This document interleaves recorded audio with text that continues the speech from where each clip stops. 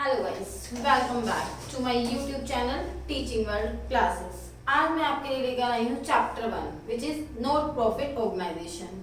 Chapter 1 of class 12, ठीक है, जिसमें क्या हम पढ़ेंगे, नॉट फॉर प्रॉफिट ऑर्गेनाइजेशन क्या होती हैं, कैसे वो ट्रीटमेंट करती हैं, कैसे उनके अकाउंट्स बनाए जाते हैं, इसमें हम क्या क्या चीजें सीखेंगे।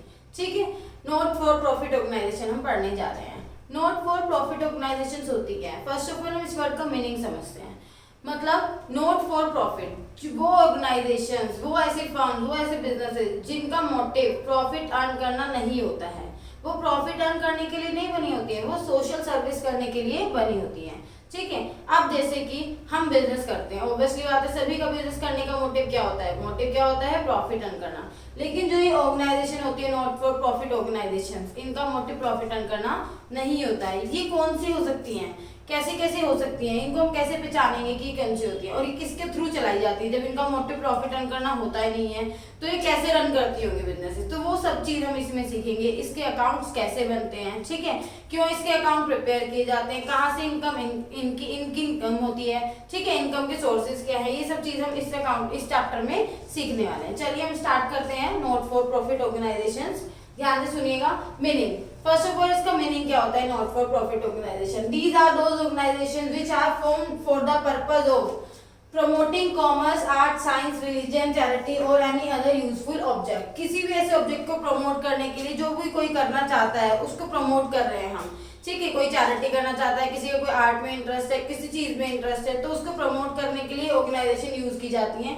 ये ऑर्गेनाइजेशन फॉर्म की जाती है, बनाई जाती है। इनका पर्पस क्या होता है? सोशल सर्विस करना। क्लियर? जैसे एग्जांपल्स, हॉस्पिटल में बहुत से लोग सेवा वगैरह करते हैं, ठीक है, सर्विस देते हैं, तो वो हॉस्पिटल्स में आपका नॉट फॉर प्रॉफिट ऑर्गेनाइजेशन में आ जाते हैं, जहाँ पर फ्री में सर्विस प्रोवाइड की जाती है।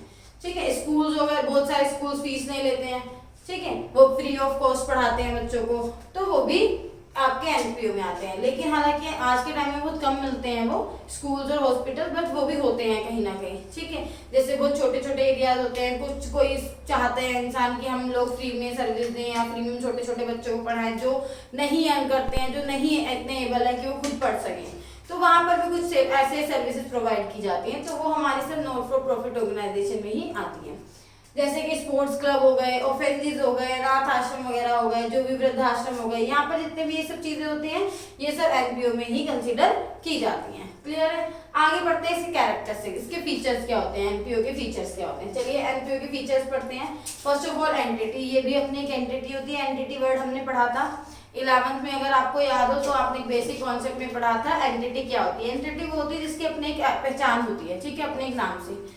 तो ये भी एक एंटिटी ही है इसके, क्योंकि कुछ खुद एक नाम होता है, कोई भी नाम हो सकता है, XYZ, ठीक है। तो it is a separate legal entity, एक सेपरेट लीगल एंटिटी है। पर्पस क्या होता है इसका? पर्पस होता है their purpose to further cultural, education, religious, professional objectives and rendering service to people at a large level. ठीक है, ये क्या करते हैं? इनका पर्पस होता है जो भी आपके सामने लोग हैं, ठीक है, जिनको कोई भी सर्विस देना चाहते हो, आप किसी भी फील्ड में देना चाहते हैं, कोई भी आपका सोर्स हो सकता है, एजुकेशन में देना चाहते हैं, या किसी भी सर्विस में देना चाहते हैं, किसी भी केयर में देना चाहते हैं आप, तो ये सब चीजें जो हो सकती हैं उसको आप दे सकते हैं एक लार्ज लेवल पे। ठीक है, रेंडरिंग सर्विसेज प्रोवाइड कराते हैं, तो इनका पर्पस ये होता है। ओनरशिप, इसके ओनर कौन होते हैं? ये सेटअप ये बनाए जाते हैं किसी भी इंडिविजुअल के थ्रू, ठीक है, और सोसाइटी के थ्रू, सोसाइटी और ट्रस्ट के through.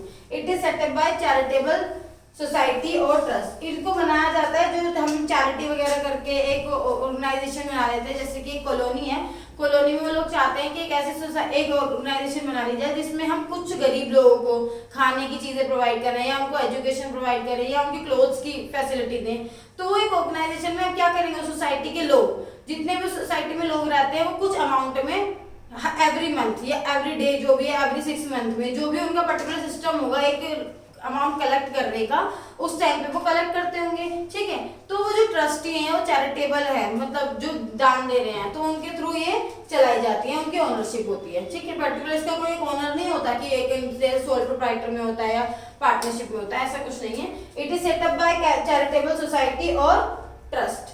Profit is not the objective, इसका ऑब्जेक्ट नहीं होता प्रॉफिट अर्न करना, जैसे कि मैं आपको पहले बता चुकी हूँ, इसका नाम ही नॉट फॉर प्रॉफिट ऑर्गेनाइजेशन है। और नॉट फॉर प्रॉफिट ऑर्गेनाइजेशन में क्या होता है, जिसका मोटिव प्रॉफिट अर्न करना नहीं होता है।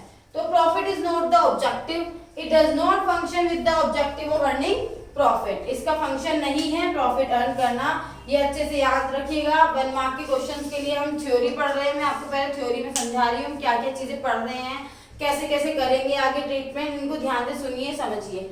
मैनेजमेंट ये किसके थ्रू मैनेज किए जाते हैं, it is manage by group of individual. जो भी ग्रुप ऑफ इंडिविजुअल होते हैं आपकी मैनेजिंग कमेटी होती है, जो भी उसमें मैनेजिंग कमेटी होगी जो उस ऑर्गेनाइजेशन को मैनेज कर रही होगी उसके थ्रू ये मैनेज किए जाते हैं। Clear, it is manage by a group of individual often called trustee और मैनेजिंग कमेटी। क्लियर, फंड्स कहाँ से आते हैं, अब जिस ऑर्गेनाइजेशन में कहीं पर किसी फंड की नीड है, जरूरत है, हमें यहाँ पर पैसे इन्वेस्ट करने हैं या फिर कहीं किसी पे कोई खर्चा करना है, तो फंड कहाँ से आएगा, fund required for its operation. जो भी इसके ऑपरेशन के लिए फंड रिक्वायर्ड होता है वो हम उसके किससे ले लेते हैं, गिवन बाय इट्स मेंबर और डोनर्स। जो भी उसके डोनर्स होते हैं या उसके जो पर्टिकुलर मेंबर बने होते हैं तो वो उसमें फंड सबमिट कर देते हैं, फंड दे देते हैं कि ये लीजिए आपका इतना फंड है, अब आप इसको यूज कर सकते हैं फर्दर किसी को कुछ भी देने के लिए।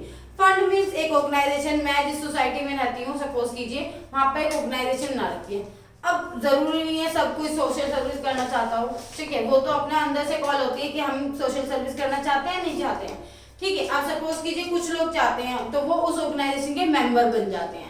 मेंबर बनने के साथ वो क्या करते हैं, जब टाइम टू टाइम उनका कोई भी अमाउंट पे करना होता है, फीस वगैरह, एंट्रेंस फीस, सब्सक्रिप्शन, इसमें हम आगे सब चीजें पढ़ेंगे। जो एनपीओ का सोर्स होता है इनकम का, ठीक है, तो वो जो इनकम के सोर्स हैं, तो जो मेंबर्स होते हैं, जो डोनर होते हैं उनके, वहीं से फंड को रिक्वायर किया जाता है। क्लियर है, ये हमारे फीचर्स थे, 6 फीचर्स थे इसके कैरेक्टरिस्टिक्स एनपीओ के, मीनिंग हम पढ़ चुके हैं एनपीओ होता क्या है। नेक्स्ट आते हैं फाइनेंशियल स्टेटमेंट ऑफ एनपीओ। मैं एनपीओ लिखूंगी, कोई दिक्कत नहीं होनी चाहिए, NPO he not profit organisations होती हैं, ठीक है। फाइनेंशियल स्टेटमेंट जैसे हमने उसमें पढ़ा था सोल प्रोप्राइटर में, फाइनल अकाउंट बनाते थे हम 11th क्लास में, अगर आपको याद है तो, trading account, profit and loss account and balance sheet, ये आपने बनाया था, trading account, profit and loss account and balance sheet. Clear, यहाँ पर हम बनाते हैं जो हम ये एनपीओ कर रहे हैं, एनपीओ में फाइनेंशियल स्टेटमेंट बनाएंगे। जो फाइनेंशियल स्टेटमेंट में हम 3 चीजें बनाते हैं, ये 3 चीजें, 3 अकाउंट बनेंगे। First receipt and payment account. Receipt and payment आपको नाम से पता चल रहा है, कुछ रिसिप्ट करेंगे आप, ठीक है, और कुछ पेमेंट करेंगे आप, तो वो कहाँ पर ट्रांसफर कर दी जाएंगी, रिसिप्ट एंड पेमेंट अकाउंट में। अब रिसिप्ट हम क्या करते हैं, तो कैश से करते हैं, चेक से करते हैं, ठीक है, पेमेंट भी चेक या कैश से होती है। तो ये इसमें सारे रिसिप्ट, क्रेडिट की नहीं, ओनली फॉर कैश। जैसे अगर आपको याद आता है, मैं यहाँ पर बोल रही हूँ कैश की ट्रांजैक्शन, कैश या चेक की, तो आपको याद आएगा 11th में आपने कैश बुक प्रिपेयर की थी, डबल कॉलम कैश बुक, तो हम इसको लिख सकते हैं सेम एज कैश बुक। ये ऐसे ही प्रिपेयर की जाती है, सेम एज कैश बुक, जैसे आपने कैश बुक प्रिपेयर की थी।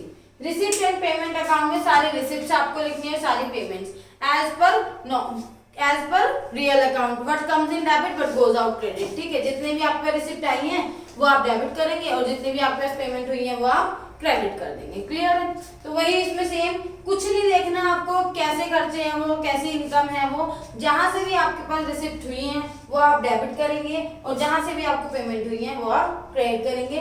कैश बुक की तरह होता है, ओपनिंग बैलेंस कैश का गिवन होगा और जो बैलेंस आएगा डेबिट और क्रेडिट का वो सेम कैश का ही बैलेंस डिफरेंस आएगा। क्लियर, ठीक है, तो ये हो गया हमारा सेम एज कैश बुक। अब आते हैं इनकम एंड एक्सपेंडिचर। अब अगर आपको याद आए इनकम एंड एक्सपेंडिचर हमने कहाँ पर बनाया था, थोड़ा सा profit and loss account, sorry profit and loss appropriation नहीं, प्रॉफिट एंड लॉस अकाउंट बनाया था हमने 11th में। तो प्रॉफिट एंड लॉस अकाउंट में हमने कुछ इनकम क्रेडिट की थी और एक्सपेंसेस जो थे वो डेबिट किए थे। तो सेम हम यहाँ पर भी ऐसे ही करेंगे, कुछ इनकम जो है वो क्रेडिट करेंगे और जो एक्सपेंडिचर्स होंगे हमारे वो हम डेबिट करेंगे। तो ये किसके जैसे हो जाता है, same as profit and loss account, same as profit and loss account, ठीक है। ये प्रॉफिट एंड लॉस अकाउंट के जैसा हो जाता है आपका। और बैलेंस शीट तो जैसे आप 11th क्लास में बनाते थे वैसे ही आप आज यहाँ पर बना सकते हैं balance sheet. Same assets liabilities होती हैं, लायबिलिटीज और एसेट्स होती हैं आपकी बैलेंस शीट में। कैपिटल होता है, उसमें प्रॉफिट आता है तो ऐड करते हैं, लॉस आता है तो माइनस करते हैं। जैसे आपने पहले किया था वैसे ही आप यहाँ पे बैलेंस शीट बनाएंगे। कुछ फॉर्मेट में चेंज होगा तो मैं फॉर्मेट अभी बताऊंगी इस तीनों के। तो अब हम इसके बाद ये आपने कर लिया है मीनिंग, कैरेक्टरिस्टिक्स और फाइनेंशियल स्टेटमेंट ऑफ एनपीओ, जिसमें आपको पता है फाइनेंशियल स्टेटमेंट ऑफ एनपीओ में हम रिसिप्ट एंड पेमेंट अकाउंट बनाते हैं, इनकम एंड एक्सपेंडिचर अकाउंट बनाते हैं, बैलेंस शीट बनाते हैं। इनके जो वर्किंग नोट्स हैं ये अकाउंट कैसे प्रिपेयर होते हैं वो मैं अभी सिखा रही हूँ, ठीक है। फर्स्ट अभी सीखते हैं receipt and payment account.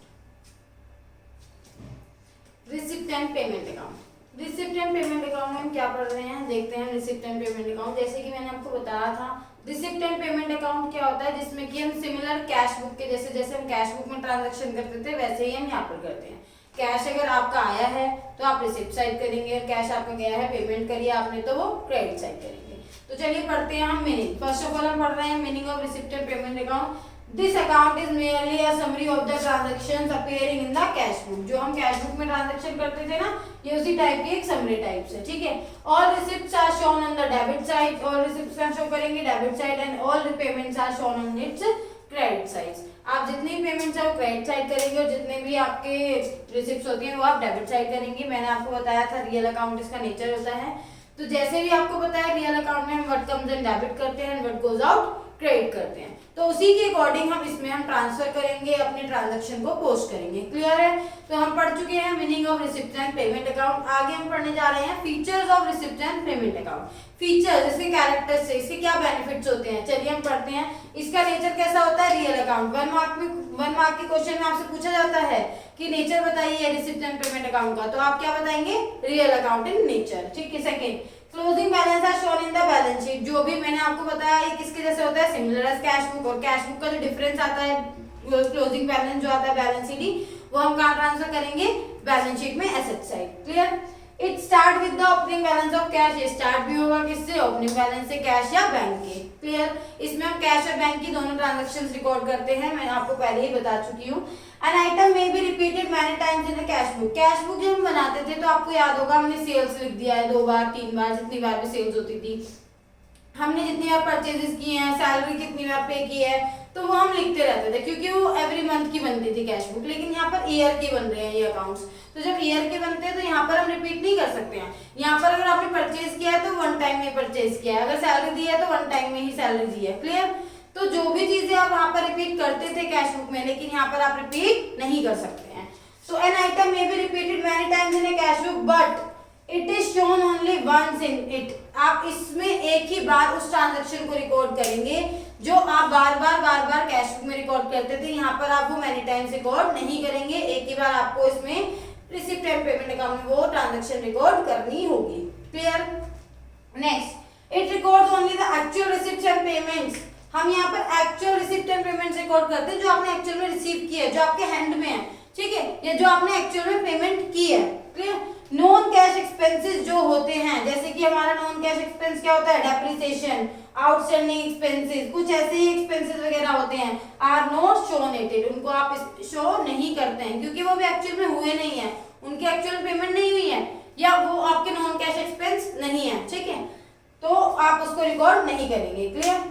In this account are all receipts and payments are records. In this account में सारे receipts और सारे payments रिकॉर्ड करते हैं। Whether these are capital nature, आपको capital nature अच्छे से पता है क्या होता है, और whether it is revenue nature. Capital nature, revenue nature हम 11th में पढ़ चुके थे। कैपिटल नेचर, रिवेन्यू नेचर क्या होते हैं, एक बार मैं फिर से बता देती हूँ। कैपिटल नेचर वो होते हैं जिससे हमारी एसेट्स इंक्रीज होती है या हमारी इनकम बेनिफिट्स इंक्रीज होते हैं। जैसे कि हमने मशीनरी परचेज की है, फर्नीचर परचेज किया है, ये सब हमारे कैपिटल नेचर के हैं। और अगर मैंने किसी को सैलरी दी है, रेंट दी है, या अपने कुछ भी थोड़ा छोटा मोटा रिपेयर वगैरह कराई है, हमारे रिवेन्यू नेचर के होते हैं जिससे हमारी इनकम इंक्रीज नहीं होती है। तो कैपिटल रिवेन्यू नेचर दोनों अलग अलग हैं। अगर आप उसके अकॉर्डिंग कोई भी रिसिप्ट करते हैं कैपिटल नेचर में, यानी कि आपने सेल कर दिया है अपनी मशीनरी को, तो वो कैपिटल नेचर की रिसिप्ट है। क्लियर? और अगर आपने किसी को अपनी सैलरी रिसीव किया है किसी से, तो वो आपके रिवेन्यू नेचर की है, ठीक है। तो यहाँ पर जो है कैपिटल नेचर, रिवेन्यू नेचर में दोनों एक्सपेंसेस भी हो सकते हैं, वो पेमेंट्स भी हो सकती हैं, वो रिसिप्ट भी हो सकते हैं। तो दोनों में ही आपका रिसिप्ट और पेमेंट्स में कैपिटल नेचर हो या रिवेन्यू नेचर हो, आप उसको रिकॉर्ड करेंगे। Next, whether they are related to current year, previous year और next year, चाहे वो current year की हो, चाहे वो next year की हो, चाहे वो previous year की हो, आप उनको भी ट्रांजैक्शन को रिकॉर्ड करेंगे। यहाँ पर ये नहीं देखना है कि करंट ईयर की ट्रांजैक्शन रिकॉर्ड होंगी नहीं, उसका ट्रीटमेंट कहाँ होता है, कैसे होता है, वो मैं सब बताऊंगी। रिसिप्ट एंड पेमेंट अकाउंट में हम क्या करते हैं, फर्स्ट ऑफ ऑल याद रखिए आप 1 मार्क के क्वेश्चन के लिए मोस्ट इंपोर्टेंट चीजें मैं बता रही हूँ आपको, ठीक है। आपको ये ध्यान रखना है यहाँ पर कैपिटल और रेवेन्यू नेचर दोनों की ट्रांजैक्शन रिकॉर्ड होती हैं। सेकेंड चीज, करंट ईयर की हो, प्रीवियस ईयर की हो या नेक्स्ट ईयर की हो, आने वाले कमिंग ईयर्स की हो, तो आप उनकी भी ट्रांजैक्शन यहाँ पर रिकॉर्ड करते हैं। जैसे कि फ्यूचर में होने वाली इनकम को हमने आज रिसीव कर चुके हैं, तो वो हमारे पास पैसे आ चुके हैं और हम यहाँ पर क्या लिखते हैं, actual receipt and payment, actual में जो हो चुकी है। प्रीवियस ईयर की आपने अब रिसीव की है तो वो एक्चुअल में तो रिसीव अब हुई है, तो यहाँ पर आप अभी लिखेंगे, ठीक है। जो भी receipt and payment account, receipt and payment हुई है आपकी एक्चुअल में इस ईयर में, वो रिलेट किसी भी ईयर से करती हो, चाहे वो 10 साल पहले ईयर से करती हो या आने वाले 10 साल ईयर से रिलेट करती हो, आप उसको रिकॉर्ड यहाँ पर करेंगे इस ईयर में, जिस ईयर में आप अकाउंट बना रहे हैं और जिस ईयर में आपने वो ट्रांजैक्शन एक्चुअल में कैश में की है, चाहे वो रिसीव की हो चाहे वो पेमेंट की हो, तो वो आप यहाँ पर लिखेंगे। आपको इसका मीनिंग और फीचर अच्छे से क्लियर है, आप इनको अच्छे से पढ़िए तो आपको अच्छे से समझ में आ जाएगा। कोई भी डाउट हो आप मुझसे कमेंट बॉक्स में पूछेंगे। आगे हम इसका फॉर्मेट देखते हैं। मैंने आपको बताया कितने भी रिसिप्ट एंड पेमेंट्स हो सकते हैं, लेकिन मैंने कुछ आइटम सिर्फ भी आपके लिखे हैं। फॉर्मेट इसका और भी बड़ा है, वो आप बुक में देख सकते हैं, टीएस ग्रेवाल की बुक में है, एनपीओ का फर्स्ट चैप्टर है, उसमें आपका रिसिप्ट एंड पेमेंट अकाउंट का फॉर्मेट बना हुआ है। लेकिन फिर भी मैंने कुछ आइटम्स आपके लिए जिससे आपको थोड़ा सा पहचान हो जाए। ये आपकी रिसिप्ट साइड होती है, ये आपकी पेमेंट साइड होती है। मैं थोड़ा सा फॉर्मेट नहीं बनाया, रिसिप्ट एंड पेमेंट नहीं लिखा था, इसमें डेट का कॉलम नहीं होता है, क्लियर। आपका बैलेंस से शुरू होता है, ओपनिंग बैलेंस कैश और बैंक का होता है, ठीक है। कुछ सब्सक्रिप्शन आपकी इनकम है, सब्सक्रिप्शन आपने रिसीव किया है, whether it is previous, current और नेक्स्ट ईयर से रिलेटेड है। General donation, entrance fee, sale of asset, किसी भी एसेट को सेल किया तो पैसे आ रहे हैं। कुछ मिसलेनियस रिसिप्ट्स आपकी, मिसलेनियस रिसिप्ट्स क्या होती हैं, जो आपने बहुत सारे मिसलेनियस रिसिप्ट किए हैं। टू लाइफ मेंबरशिप फी, अगर आप लाइफ मेंबरशिप फी रिसीव कर रहे हैं, जनरल ग्रांट रिसीव कर रहे हैं, गवर्नमेंट ग्रांट रिसीव कर रहे हैं, तो जो भी रिसिप्ट है आपकी, ये रिसिप्ट साइड आप लिखेंगे, ठीक है। ये कुछ आपकी पेमेंट है। पेमेंट आपको पता है हम प्रॉफिट एंड लॉस अकाउंट में भी करते थे। सैलरी है, रेंट है, एडवर्टीजमेंट है, पोस्टेज है, कुछ एसेट परचेज की है, न्यूज़पेपर, मैगजीन, रिपेयर, ऑडिट फी, इंश्योरेंस, ये सारी जो अभी आपकी मिसलेनियस पेमेंट्स वगैरह, ये सब आपकी किस में आ जाती हैं, पेमेंट्स में आ जाती है, क्लियर। इनका डिफरेंस जो आता है, डेबिट साइड में से क्रेडिट साइड को माइनस करेंगे तो आपका डिफरेंस आ जाएगा बैलेंस शीट। कैश का भी हो सकता है, वो बैंक का भी हो सकता है, वो ध्यान से देखना है आपको कि कहाँ से शुरू हो रहा है। अगर कैश से शुरू हो रहा है तो कैश का बैलेंस आएगा, बैंक से शुरू हो रहा है तो बैंक का बैलेंस आएगा। कैश और बैंक दोनों से हो रहा है तो यहाँ पर आपको एक फिगर मेंशन होगी, या तो कैश की या बैंक की, और जो मिसिंग फिगर होगी वो आपका बैलेंस आ जाएगा बैलेंसिंग फिगर से, क्लियर। तो यहाँ पर आपका होता है रिसिप्ट एंड पेमेंट अकाउंट। आप एक दो क्वेश्चन ट्राई कीजिएगा, जैसे भी आप करते हैं वो क्वेश्चन इजीली आप उसको सॉल्व कर सकते हैं, क्योंकि इसमें आपको पता है जो भी रिसिप्ट आपको पता चल रही है रिसिप्ट है वो आप रिसिप्ट साइड लिखिए। कोई एडजस्टमेंट नहीं करनी है आपको इसमें कि आपको आउटस्टैंडिंग एक्सपेंसेस ऐड करने हैं, प्रीपेड एक्सपेंसेस लेस करने हैं, जैसे हम 11th में करते थे, कुछ नहीं करना है यहाँ पर आपको। ये बहुत ही सिंपलेस्ट तरीका है आपका इसका रिसिप्ट एंड पेमेंट अकाउंट करने का। रिसिप्ट एंड पेमेंट अकाउंट बहुत इजी है, इसको अच्छे से करिए। नेक्स्ट अभी हम पढ़ने जा रहे हैं इनकम एंड एक्सपेंडिचर अकाउंट। अभी हम शुरू करने वाले हैं income and expenditure account. Income and expenditure account, income and expenditure account में हम क्या पढ़ने वाले हैं, कितनी हमारे जैसे हमारी इनकम होती है उसको हम कहाँ पर रिकॉर्ड करते हैं, एक्सपेंडिचर्स रिकॉर्ड करते हैं। तो इनकम एंड एक्सपेंडिचर्स में हम सीखेंगे, मैंने आपको बताया ये सेम किसके जैसे बनाया जाता है, प्रॉफिट एंड लॉस अकाउंट के जैसे। 11th क्लास में हमने फाइनल अकाउंट बनाया था, वहां पर हमने पढ़ा था प्रॉफिट एंड लॉस अकाउंट। तो यहाँ पर भी हम प्रॉफिट एंड लॉस अकाउंट के जैसे ही करेंगे। आपको कुछ याद होगा अगर प्रॉफिट एंड लॉस अकाउंट में जो एडजस्टमेंट वाला चैप्टर था, कुछ एडजस्टमेंट हम करते थे तो वो कहाँ पर ट्रीट होती थी, प्रॉफिट एंड लॉस अकाउंट में। अगर आउटस्टैंडिंग एक्सपेंस है तो आप ऐड करते थे, प्रीपेड है लेस करते थे, एडवांस है लेस करते थे, जो भी ट्रीटमेंट होता था एडजस्टमेंट का सेम ऐसे ही यहाँ पर होगा। डेप्रिसिएशन का होता था ट्रीटमेंट, तो इनकम एंड एक्सपेंडिचर में भी सेम वही चीजें होती हैं, इसलिए इसको सिमिलर कहा जाता है प्रॉफिट एंड लॉस अकाउंट के जैसे। चलिए हम पढ़ते हैं इसका meaning. These organisation are not set up for the purpose of earning profit. ये ऑर्गेनाइजेशन अर्निंग प्रॉफिट के लिए बनाई नहीं जाती हैं। Therefore they do not prepare profit and loss account, इसलिए ये प्रिपेयर नहीं करती हैं profit and loss account. Instead they prepare income and expenditure account। तो ये क्या प्रिपेयर करते हैं प्रॉफिट एंड लॉस अकाउंट की जगह पर, ये प्रिपेयर करते हैं income and expenditure account instead of profit and loss account. ठीक है, टू डिटरमाइन द सरप्लस और डेफिसिट। यहाँ पर सरप्लस का मतलब क्या है? सरप्लस का मतलब होता है प्रॉफिट। जो जैसे हम प्रॉफिट एंड लॉस अकाउंट से क्या कैलकुलेट करते थे, प्रॉफिट एंड लॉस अकाउंट से हम कैलकुलेट करते थे नेट प्रॉफिट या नेट लॉस। तो सिमिलर हम यहाँ पर भी इनकम एंड एक्सपेंडिचर अकाउंट से हम कैलकुलेट करते हैं सरप्लस और डेफिसिट। डेफिसिट मतलब होता है लॉस, सरप्लस मतलब होता है हमारा प्रॉफिट। जैसे वहां पर हमारा नेट प्रॉफिट आता था डेबिट साइड में, ऐसे ही यहाँ पर हमारा सरप्लस आता है डेबिट साइड में, और लॉस आता है हमारा क्रेडिट साइड में, डेफिसिट जो होती है हमारी। Eight the end of accounting year, कौन से कहाँ पर? एंड ऑफ अकाउंटिंग ईयर, जो भी हमारा अकाउंटिंग ईयर पीरियड होता है। फीचर्स देखते हैं इसके। फीचर्स क्या है इसके? फीचर्स ये कहता है it is a nominal accounting nature. Nominal क्यों आता है? क्योंकि यहाँ पर इनकम और एक्सपेंसेस की बात हो रही है, और जहां पर इनकम और एक्सपेंसेस की बात होती है वहां पर नॉमिनल अकाउंट होता है। आपने पढ़ा है नॉमिनल अकाउंट में इनकम एक्सपेंसेस और लॉसेस डेबिट होते हैं, income and profit gains credit होते हैं। तो यहाँ पर भी हमारे एक्सपेंसेस डेबिट हो रहे हैं, इनकम प्रॉफिट क्रेडिट हो रहे हैं। तो ये नॉमिनल अकाउंट का नेचर है। 1 मार्क के क्वेश्चन में आप बता सकते हैं इनकम एंड एक्सपेंडिचर अकाउंट का नेचर कैसा होता है। इनकम एंड एक्सपेंडिचर अकाउंट का नेचर नॉमिनल अकाउंट के जैसा होता है। रिसिप्ट और पेमेंट अकाउंट का नेचर कैसा होता है? उनका रियल अकाउंट का नेचर होता है, क्योंकि उसमें रिसिप्ट और पेमेंट होती है, कैश के आने और जाने की बात हो रही होती है। आगे बढ़ते हैं। No capital item is entered in this account. कोई भी कैपिटल आइटम नहीं आता है। आपने अभी देखा रिसिप्ट एंड पेमेंट अकाउंट में हमने क्या किया था? कैपिटल रिवेन्यू दोनों आइटम्स रिकॉर्ड किए थे, कैपिटल रिवेन्यू दोनों नेचर के। लेकिन यहाँ पर हम ओनली रिवेन्यू नेचर के आइटम रिकॉर्ड करेंगे। No capital item is entered in this account. It means हम कौन से रिकॉर्ड करेंगे? Only revenue nature. रिवेन्यू हम रिकॉर्ड करते हैं यहाँ पर, ठीक है। रिवेन्यू रिकॉर्ड करेंगे, कैपिटल रिकॉर्ड नहीं करेंगे। ये कैपिटल जो है हमारा रिकॉर्ड नहीं होता, मैंने इसको क्रॉस कर दिया, रिकॉर्ड नहीं करेंगे आप। It's debit side include all the expenses. Debit side सारे एक्सपेंसेस होते हैं आपके टू द पर्टिकुलर पीरियड, जो भी आपका पर्टिकुलर पीरियड के हैं। And credit side all the income to the same period. Same period की इनकम जो होगी वो क्रेडिट साइड होंगी, और सेम पीरियड के ही एक्सपेंसेस जो है वो आपके डेबिट साइड रिकॉर्ड होंगे। फीचर्स में हम पढ़ रहे हैं, हम जो फॉर्मेट है इसका उसको ही डिस्क्राइब कर रहे हैं। कोई ओपनिंग एंड क्लोजिंग बैलेंस नहीं होता इसमें। जैसे कैश का बैलेंस था, हमने रिसिप्ट एंड पेमेंट अकाउंट में देखा, कैश का ओपनिंग बैलेंस था डेबिट और क्रेडिट बैलेंस आ रहा था क्रेडिट, ठीक है। तो यहाँ पर कोई ओपनिंग बैलेंस नहीं, क्रेडिट बैलेंस नहीं होता।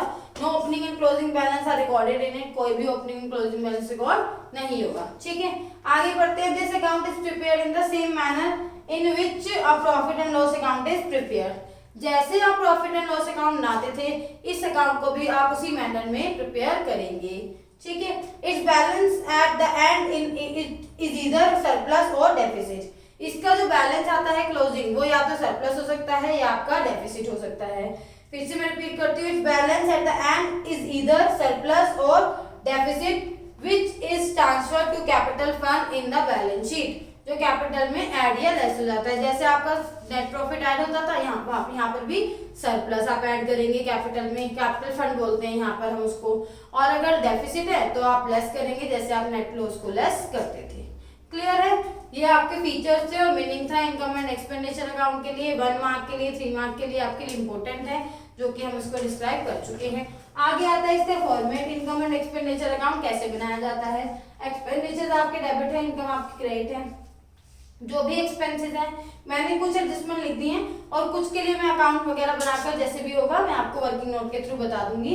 तो जैसे भी हम ट्रांजेक्शन्स करते हैं, आपका सैलरी है, रेंट है, इंश्योरेंस प्रीपेड है, इंश्योरेंस प्रीमियम है, audit fee, printing, repair, depreciation, loss on sale of assets, ये हमारे सारे एक्सपेंसेस हैं। कोई एडजस्टमेंट इससे रिलेटेड है, जैसे मैंने यहाँ पे लिखा था प्रीपेड इंश्योरेंस लेस, अगर आपको एडजस्टमेंट गिवन है तो करेंगे, अदरवाइज आप नहीं करेंगे। सैलरी में मैंने लिखा है क्लोजिंग की आउटस्टैंडिंग सैलरी है तो आप ऐड करते हो, ओपनिंग किया तो लेस करेंगे। तो ये भी आप अकाउंट के थ्रू मैं आपको समझा दूंगी। अगर आपको ऐसे करना है ऐसे कर लीजिए। अकाउंट के थ्रू कॉन्सेप्चुअली आप करना चाहते हैं कि हमने ऐड लेस क्यों किया है लॉजिक वाइज, तो मैं कल की जो नेक्स्ट वीडियो होगी हमारी, उसमें मैं वर्किंग नोट्स और छोटे छोटे जो कॉन्सेप्ट्स हैं हमारे एनपीओ के लिए, सब्सक्रिप्शन क्या होता है, एंट्रेंस फीस क्या होती है, लीगेसीज क्या होती है, ऑनरेरियम क्या होते हैं, ये कुछ आइटम्स हैं जो आपको अभी अवेयर नहीं है जिनसे, तो वो नेक्स्ट वीडियो जैसे मैं कल कवर करूंगी तो उसमें आपको मैं अच्छे से कवर कराऊंगी। तो आपके एक्सपेंसेस हैं, इधर आपकी क्रेडिट साइड आपकी इनकम है, सब्सक्रिप्शन आपकी इनकम है, मैंने यहाँ पर लिखा है। वर्किंग नोट के थ्रू हम इसको समझेंगे कैसे कैलकुलेट होता है। सिमिलरली गिवन है कोई एडजस्टमेंट नहीं है उससे रिलेटेड तो डायरेक्ट आप पुट करेंगे, अगर एडजस्टमेंट्स हैं तो आप उसके लिए कैसे ट्रीट करते हैं उसको। जहां पर भी एडजस्टमेंट होगी उसके लिए आप कुछ एडलेस करते हैं, आपको याद है प्रॉफिट एंड लॉस अकाउंट में भी कुछ एडलेस होता था, तो यहाँ पर भी हम एडलेस करते हैं।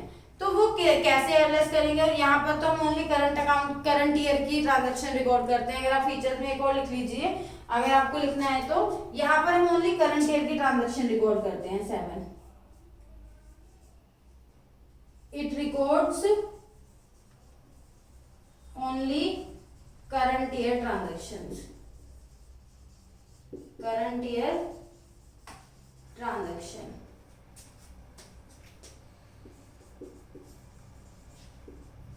ठीक है, यहाँ पर हम करंट ईयर की ट्रांजेक्शन रिकॉर्ड करते हैं, नॉट प्रीवियस ईयर और नॉट नेक्स्ट ईयर। तो जो भी अगर हमने देखा रिसिप्ट एंड पेमेंट अकाउंट के बाद हम इनकम एंड एक्सपेंडिचर अकाउंट आते हैं, अगर हम इसमें कहीं पर ऐड है हमारी नेक्स्ट ईयर की इनकम या प्रीवियस ईयर की इनकम तो वो हमें यहाँ से हटानी पड़ेगी, क्योंकि हमारा जो इनकम एंड एक्सपेंडिचर अकाउंट है इसमें ओनली रेवेन्यू नेचर की ट्रांजैक्शंस आती हैं, ओनली करंट ईयर की ट्रांजैक्शंस आती हैं। और जबकि रिसिप्ट एंड पेमेंट अकाउंट में कैपिटल रेवेन्यू दोनों आती थी, previous year current year next year तीनों आते थे, लेकिन यहाँ पर ओनली वही 2 चीज आती हैं, करंट ईयर की इनकम और एक्सपेंसेस और ओनली रेवेन्यू नेचर के एक्सपेंसेस और इनकम। तो यहाँ पर जो भी हमारे इररिलेवेंट ट्रांजैक्शंस हैं जो एडजस्टमेंट रिकॉर्ड हो रखी हैं उनको हमें हटाना होता है, तो वो हम वर्किंग नोट से सीखेंगे। ये सारी इनकम है, general donation, sale of old newspaper, hall rent, जो भी आपने रिसिप्ट्स किए हैं ये आपकी इनकम है। इनकम में से एक्सपेंसेस माइनस करेंगे तो आपका सरप्लस आ जाएगा प्रॉफिट, और अगर ये नहीं है, ये वाली साइड जाता है, ये कम है, तो आपका लॉस आ जाएगा डेफिसिट, फिर आप अकाउंट क्लोज करेंगे। क्लियर? तो हमारा इनकम एंड एक्सपेंडिचर अकाउंट ऐसे बनता है। हम इसके क्वेश्चंस करेंगे नेक्स्ट क्लास में, एक मैं क्वेश्चन करके दिखाऊंगी आपको रिसिप्ट एंड पेमेंट अकाउंट का, इनकम एंड एक्सपेंडिचर अकाउंट का। आपको जब मैं नेक्स्ट वीडियो करूंगी उसका लिंक आपको नीचे मिल जाएगा मेंशन में, इस पार्ट 1 के बाद नीचे ही आप मेंशन देख सकते हैं, आपकी वीडियो पार्ट 2 का लिंक आपको मिल जाएगा। आप ऐसी वीडियो देखने के लिए मेरे चैनल को लाइक कीजिए, शेयर कीजिए और सब्सक्राइब कीजिए। आपको ऐसी ही वीडियोस मिलती रहेंगी। कोई भी डाउट हो आप मुझे कमेंट बॉक्स में मेंशन कर सकते हैं। Thank you so much.